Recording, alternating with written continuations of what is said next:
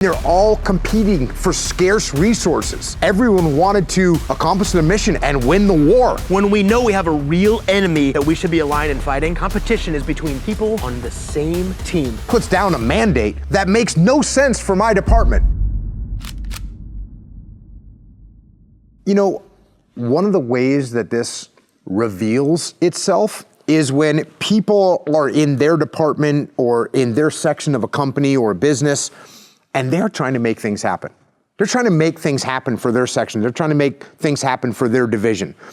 And in doing that, they start to guide their division. They start to guide their department. They start to guide their team in a certain direction. And there are many times in business where that direction that individual department or that individual team is heading in is contrary to another department or another division or another team at the same business. So for instance, if Dave and I both work at a clothing manufacturer and I work in the division that makes pants and he works in the division that makes shirts, guess what? I want more money for my team to market pants. And I'm gonna try and get as much money as I possibly can to market the pants. Well, guess what? Dave is over there with his team and he's trying to get as much money as he can to market shirts. These are two opposing agendas. And I'm sitting over here saying, I cannot believe Dave is trying to get more money for his marketing. Doesn't he understand how important pants are? And this can cause problems.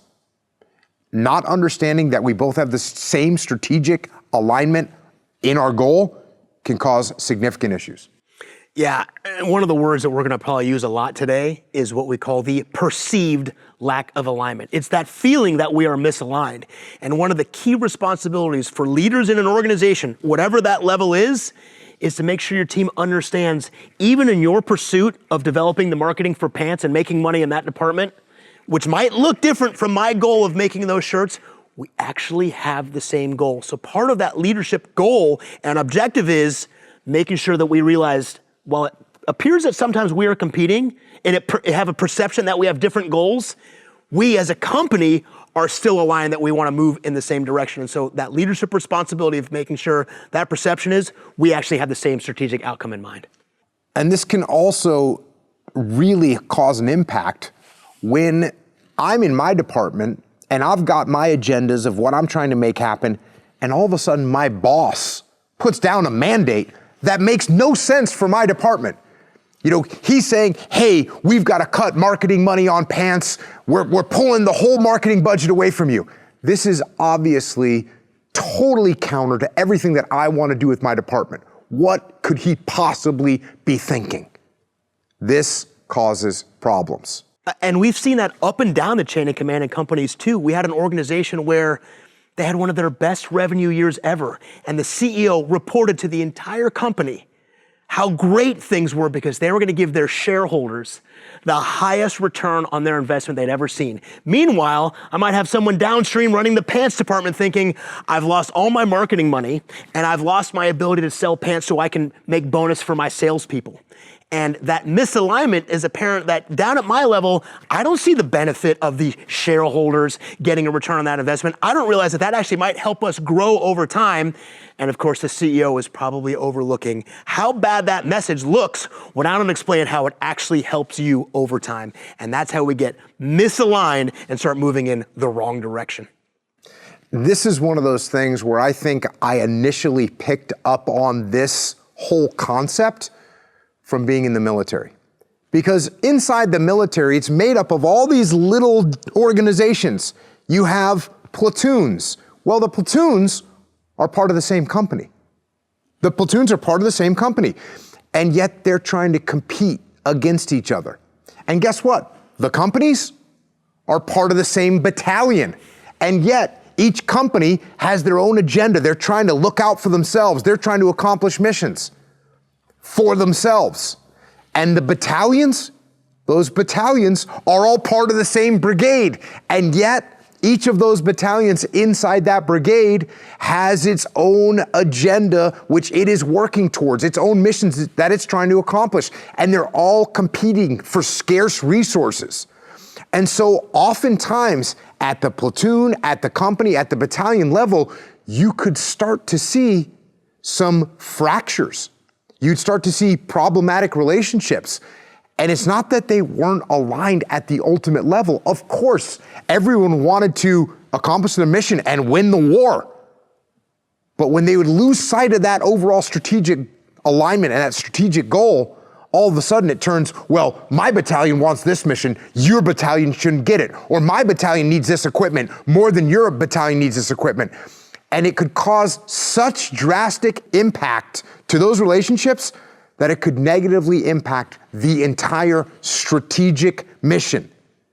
And this is the main reason we want to discuss this with you, because we want to make sure that you learn how to overcome those fractures and overcome those competing needs that different departments and different divisions have, and come together towards a unified strategic goal that you are all aligned towards.